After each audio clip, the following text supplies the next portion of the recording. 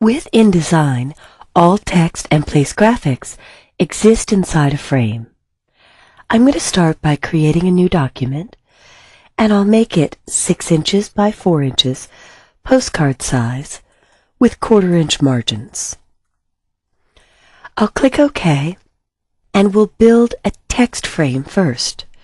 To create text from scratch in InDesign, you switch to the Type tool and get the little horizontal line just above the bottom of the cursor, called the I-beam, directly where the pink and purple guides meet.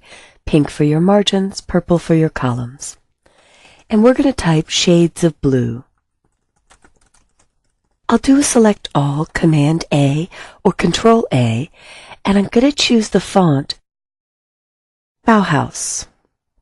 Once I do that, I often prefer optical kerning for better letter spacing built into InDesign, and I'll make the text a little bit larger. Now, if you press the Escape key just once, that will get you off of the Type tool and back to your Selection tool. And you can see my text frame is larger than it needs to be. If your resolution is high enough, there's a button on the control panel, the bar across the top of your screen, that will automatically fit the frame to the content. If it's not large enough, you could simply drag the corners and pull that in so it doesn't occupy so much space. Before I place an image, I'll click away, and now I'll choose File Place. Or in my head, I always say Drop in Picture or Drop in Text, because the shortcut is Command D or Control D to drop in. I'll grab a few images. I'm going to start with this image Roman Stroll 01. And you'll notice I did not build a frame before I chose place. When you select text, InDesign builds a text frame for you automatically. When you select an image, it builds a picture frame or the container. And there are several ways to place images. I could click once and it brings in the photo at 100%. If I undo that, I can line this up under the word blue visually and click and drag so that the photo is the size that I'd like it to be. I'm going to aim for around 30%.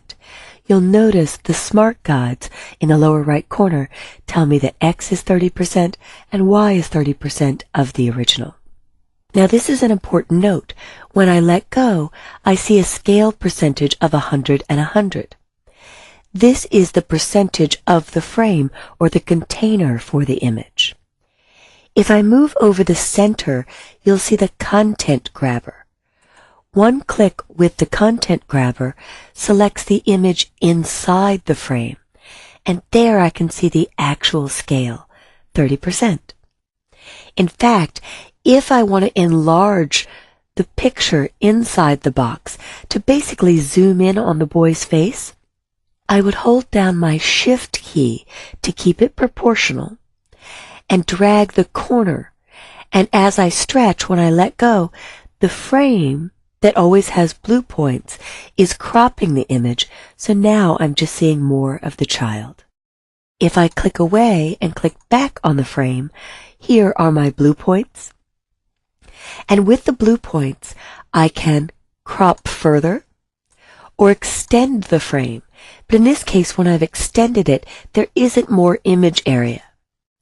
So a really handy button that you'll have across the top of your control panel is the Fit Frame to Content. This will make the picture box or container the size of the photo. So with one click, I reveal the entire photo again. If your resolution is below 1280 by 720, you might have to choose these options under Object, Fitting, and Fit Frame to Content.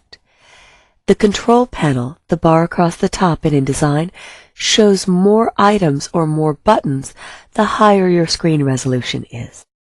I ultimately want this cropped a little bit closer so I see more of the child's face, and if I wanted to set an exact size, like a width of 1.5 and a height of 2, I could type that in. And then if I move to the center of the photo and click once, I can drag the photo until it's positioned better inside the box. The orange points let me know how much of the original image I have left over. And here I can see the real scale. If I click away and click back on the frame, it always reports 100% because the frame just picks up the new dimensions every time I set it. It's not really calculating the original size. If I look at the frame itself, I can see a yellow box here that says click to edit corners. And with one click, I can grab the corners and drag in to round them. The little diamonds let me do the rounding. If I undo twice, a little power user trick is my Shift key, and grabbing a corner will let me round just one side. And then I'll click on the photo and move it over to my margins. When I let go, I'll click away to deselect because I'm ready to place a second image. And when I choose File Place, I'm going to let InDesign's Smart Guides show me where to line this up. So I'll double-click to select the second photo, and if you watch my cursor, at the very upper left corner is a tiny black arrow just above the paintbrush. If I see it turn white, that's InDesign letting me know that it's going to snap to the exact X and Y position or starting point of the first image. As I'm dragging, if I see these two green guides, that means the shades of blue text frame is the exact same height as the picture frame I'm creating. As I keep dragging, this pink guide lets me know I've crossed over the center of my postcard. And as I drag further, these green arrows let me know I've matched the exact height of the previous picture. So when I let go, these are scaled to size. I'll click away and hit Command D or Control D to drop in picture or drop in text again. I'll look for the white guide and I'll click and drag to match the exact same width and height of the previous photo. Now if I open this plain image that I've created, I have a photo placed on the page that I'd like to put inside this airplane. I want to click the Direct Selection tool and click on the image to see orange points. The other way to do that would be to click the Content Grabber, the target in the middle. One click grabs the image inside the container, and I'm going to cut it. Then I'll select the plane, and I'll choose Edit, Paste Into. Paste Into is a very powerful way to mask images to shapes. If I click the Content Grabber again, I can now hold down Shift to keep it proportional and scale up the photo until it's filling the entire airplane. You'll notice here I have an empty frame remaining, and an X in a frame often means that a picture goes here. That's commonly used in template layouts. When I created this document, I had InDesign build the frame for me. There are two types of rectangle tools. One is a rectangle frame tool, and if I click that and click once anywhere on the image, I could set up an exact size, like 1.5 by 1, and hit OK. So I've predefined that I want the image to come into a box that exact size. Now if I choose the rectangle tool, both of these can contain pictures and both can contain text.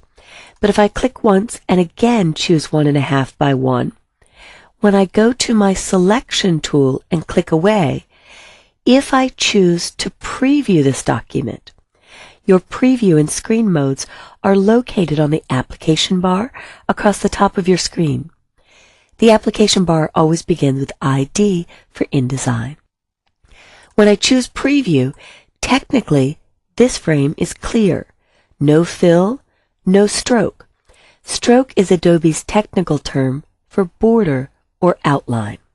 If I go back to normal view, this frame the one created with the rectangle tool has a default 1-point black border, and I could increase that border, or stroke as Adobe calls it, its technical term. You can get a thicker border for your image.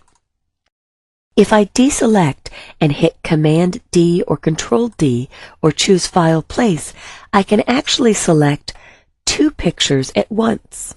So I will select this baby old school and Command click on this SF49ers Roman. And when I hit Open, I can click once to target this frame, click once to target that frame, and both images are fitting in that 1.5 by 1 inch area. Now I can marquee select, just touch both frames, and choose Fill Frame Proportionally to make the pictures fit to the 1.5 by 1 size. Then I can center the content. If I click away and click back on a photo, this selects the frame, but if you look for the content grabber and you see orange points, I can now move the picture down to get more of the child into this shot. Finally, on any frame, I can click once and move a hair away from the corner. On the corner, this will stretch or resize the frame, but a hair away from the corner will actually rotate. And InDesign's Smart Guides will show me the exact rotation angle that I've got. I hope you've enjoyed this tour of frames in InDesign. Everything you place on a page, whether it be an illustration, a photograph, or text, exists in a frame so that you can pick it up and move it anywhere you'd like.